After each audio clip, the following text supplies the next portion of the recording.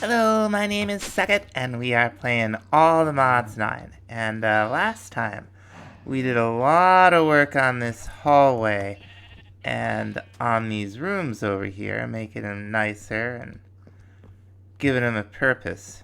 This time, we are first going to work on upgrading these dimensional storage stabilizers. Right now, it doesn't have much in it.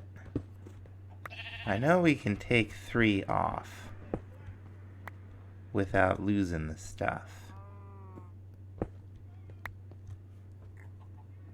And I think we can take this one too. Yeah, okay, there's just enough of a buffer for it to handle all that. Now I've been expanding the hallway because we need more rooms. And we'll be making it nice eventually. I've just got to finish this circle up real quick. This is where we would be making the Aprid ore miner if we were going to, which we're not. But this is also where we're gonna upgrade. These are now in here because of course they are. We got a little bit of room. We can put this stuff back away probably. Yeah, so by default it has 128 slots. That's nice. Now we're gonna need some nether stars to do this. And last time we made nether star seeds and we planted a bunch of them. We're not getting the essence. To get the essence we would need nether star cruxes under them. And you need these withering souls, which I think we can get from... We didn't get any from the withers we killed. I think we can definitely get them from the ender dragon. But we don't have any.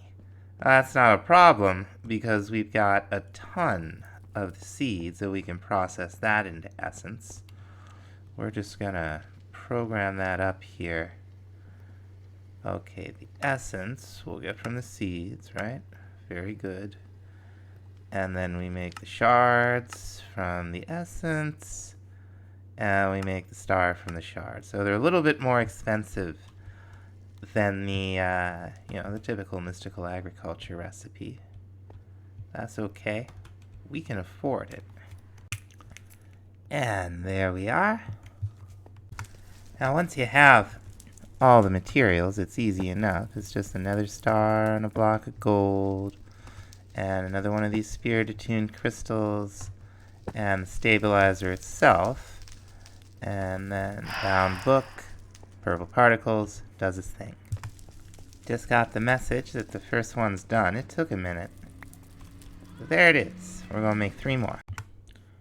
Now our enchanter over there is asking us to configure a worker so that they can study it. I'm not sure where we do that.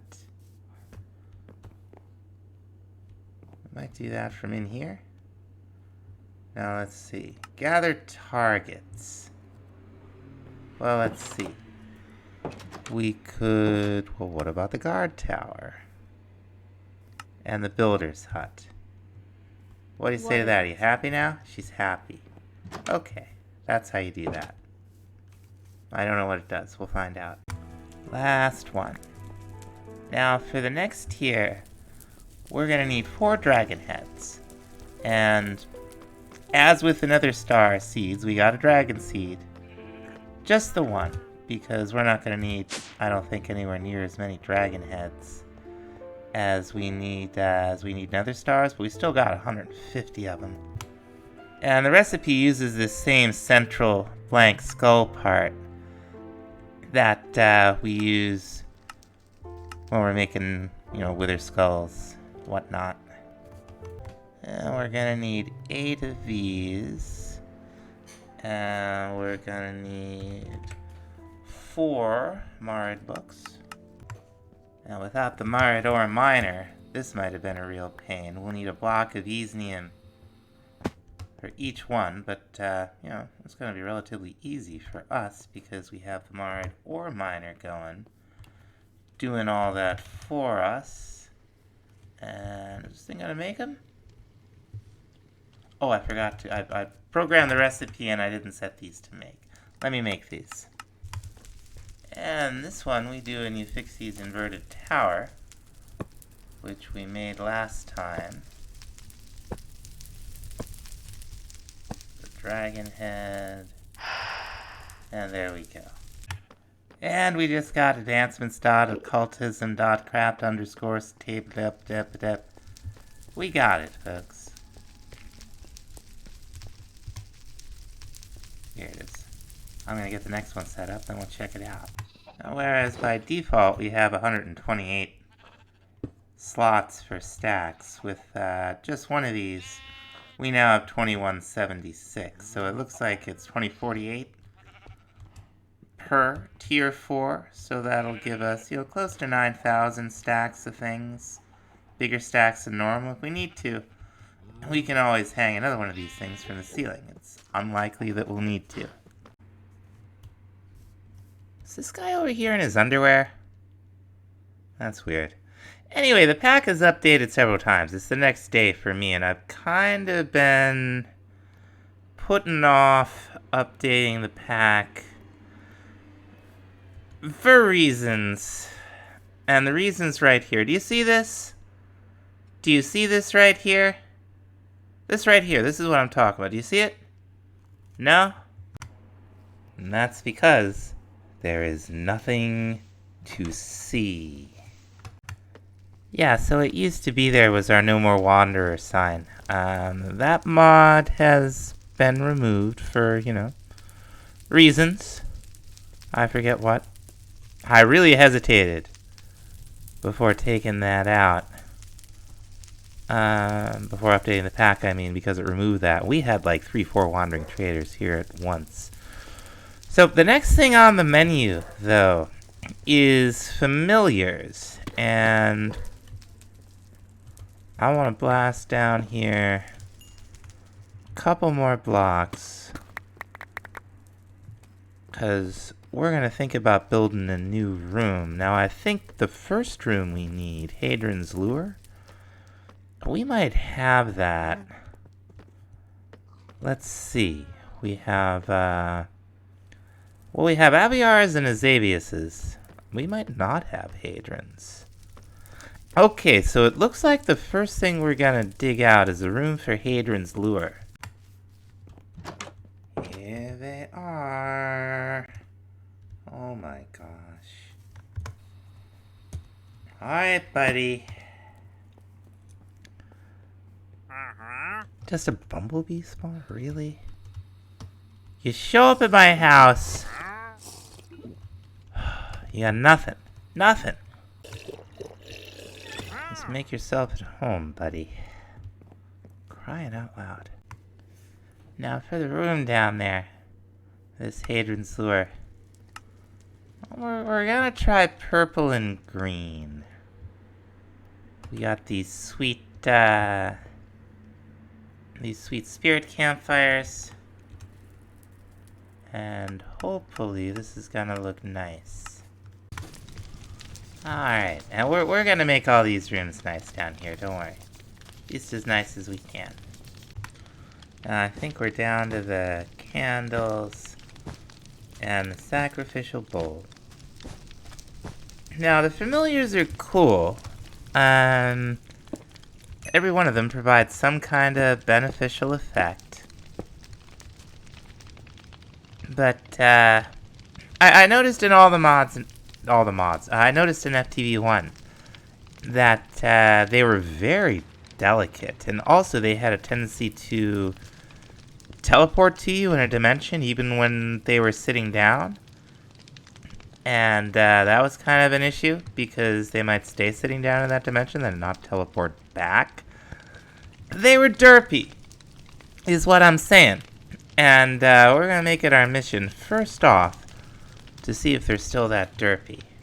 Now, from Hadron's Lure, we can summon a number of different familiars. We can also summon a Possessed Endermite, which will always give us Endstone.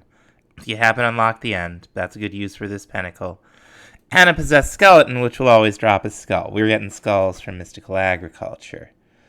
Now, let's think about, let's start something simple. Let's go with a deer familiar. we're gonna need a cow as a sacrifice. We're gonna need a Faliot book, a couple sticks and some string. And another thing that we're gonna need, we're actually probably gonna need quite a few of them. Assuming the familiars are as delicate and as derpy as we used to be, we're gonna want to use them without putting them in danger, so we're gonna need familiar rings, and for that, we're gonna need soul gems. And we might as well make a bunch of them first, maybe a dozen. Here we go, empty soul gem. Strigiors with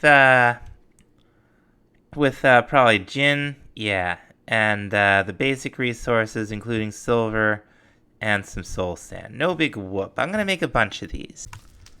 Good old Strigiors higher binding. Let's see if I have it all right here. It's those copper, silver, gold, diamond, and 4 soul sand, and a bound book of gin. Cool. Okay, we'll probably be here for a minute. We need a ton of these things. What we need them for are familiar rings. We also use Strigiors for this. It's a 5-star. It's 2 gold, 2 silver, the gem itself, and another gin book. This will allow us to store our familiars and wear them in our ring slots here. We only got the 2 right now. But we might as well eventually get all of the familiars. Like, we want Cthulhu, we want Shub-Niggurath, even if we're not going to use them. It's going to be cool. Okay, good news. This is not a super long one. The materials kind of disappear pretty quickly, which is a good sign as to how fast this thing is working. I don't know if you could speed this up with something like Time in a Bottle. Maybe if that gets updated for 1.20, we'll give it a try. But there's our first soul gem. And we got advancement.occultism.craft_soul_gem_title. Styling. I mean, I make fun, but it's very early in the life cycle of 1.20, and occultism is just so awesome. Like, tell me, this is so cool. Okay. 8 soul gems. It's not going to be enough. These are really cool. You just have to right-click pretty much on any mob to capture it. Now, for the deer, we're going to need ourselves a cow, just like we did for the that Afreet that we summoned and then immediately murdered. Because that's the kind of thing we get up. Okay, we got all kinds of passive mobs up here. Yeah, cowie. Get rid of that. Horses? I hate to tell you folks, but the horses are gonna come in handy. This gets dark. And we've been interrupted.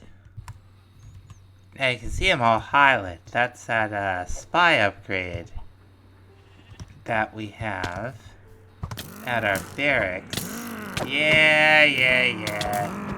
Alright. Come on, fellas. Look at these guys. New girl, no states. Anyway, we'll be back when these guys are hamburger. Okay, so this one was not bad at all. Like, I have had one where they got into the town and they actually killed somebody, but then fortunately, our Undertaker was able to bring them back. There you are. Die, sucker! I'll be back! Alright. But, what we seem to have figured out in the previous episode, where it was the lack of vampiric glove, that was the problem, and not that they gotten any stronger. That's all been borne out, so that's good. I think we have everything. We got 2 string. We have 4 sticks. We have our bound Faliot book. And now, Purple particles, purple particles. And more beef. Wonderful. Now this should happen pretty quickly. So we might just watch it go. Do you have to light these for them to be animated now? You might. Okay, hey buddy. Hey little pal. So this guy will, this is a terrible place to show it. But they'll give us a jump boost effect. You can see we got step height, we got, okay, it does, seems like it does a little more than it used to. Yeah, little friend, yeah. They're all adorable. Even the ones that probably shouldn't be. Like the headless rabbit, similar. They do teleport, and that's what we want to experiment with. Where is my nether portal? Do you not sit down anymore? Oh. Come here, buddy. They may not sit anymore. I'm not complaining about that. The behavior was derpy. They had a oh, they've got more health than they used to, too. They used to only have, like, a couple of hearts. Okay, buddy. Okay. You're sturdier than you used to be, huh? Got a little bit of armor. Now, it's fun to kind of have them, like, sitting around the base, but I guess that's not an option anymore. And they tend to teleport to you, even when they're sitting. And that's kind of an issue. Now, we don't really need jump boost or speed right now. So what we're going to do, we're going to put the deer in a soul gem for now. And we're gonna look at familiar rings. Now these we do in good old Strigiors. We'll just need, well, we'll need an empty soul gem. We have plenty of those, right? I made a whole bunch of them. And need a Philiad book, couple other things. Djinn book. Djinn book. Not a Philiad book. Not that thing. This thing. Alright, here we are. Strigior's Higher Binding. Your friend and mine. Now we'll just go ahead and bind the... This mouse is really starting to get to me. We'll just go ahead and bind the book. Get it going. Ring just popped into existence. Now I think all you have to do is right click. Yeah. Now let's see. Okay, it does tell us what the type of familiar is. So that's another change since the last most recent version of Occultism we looked at 1.19. I was naming the rings so I wouldn't lose them. That jump boost interfered a little bit. Now, the reason you want to use a ring as opposed to something else is because when you wear the rings, you're able to access the power of the familiar. And that can be handy. And we have these dark oak cabinets from Mr. Crayfish's furniture mod that we're just going to use to store them. Now there are a few more we want from Hadron's Lure here. We do want the greedy familiar because, you know, it's interesting on its own. But we can also combine it with another familiar. Now, the summoning of these, you know, like you know how these occultism rituals work by now. It's the end result. That's interesting. Except, you know, maybe I don't know how it works because I forgot we're gonna need a zombie. Oh, that's the level 5 warehouse. We'll be looking at that in a minute. Oh, look at it right now. So it does have these gates, which are awesome. And we could have the, oh, for crying out loud. Really, I go zombie hunting in a blood moon? The super blood moon yet? So we can now upgrade our racks, and it just costs us emerald blocks. So I don't know if it takes time, but we're going to do it right now. By default, these racks, two of them together, I think are the size of a double chest. But when we do this... Okay, it looks like there's... Do we do it? Oh yeah, okay, so we got another 3 rows. And then we can upgrade it again. Now we have even more rows. And then can I do it a 3rd time? The 3rd time. And now these racks have a lot of room in them. And there's a lot down here. There's a ton of them on the 2nd floor. We even have them, like, out here in the rain for some reason, along with an enchanting table set up. Like, I don't know what's up with that, but, you know, outdoor warehouse. I mean, it's fine. The point is, we're not going to run out of room in here. Now, let's go find, there's like 5,000 creepers. Can we get a zombie? Let's go hunting. Oh, it's dark. There's a zombie right below us. Yoink. Oh, it's dark. That was like old school Minecraft darkness. Alright, now, and you don't have to worry about, like, taking this stuff off if you forget the sacrifice. There's our purple particles. There he is. Alright, fella. Here, come on. Hold still. Now, the last thing I think we want from this circle, or pentacle, or whatever they're called, is the blacksmith. And the blacksmith will upgrade some of the other familiars if you give the blacksmith some iron. Hey, buddy. You're coming with me.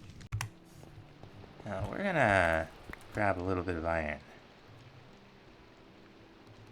And I think okay, we just right-click him with it. And it will slowly... What happens if we shift right-click? The same thing. Hold still, you. We're gonna see if we can give him 2 stacks.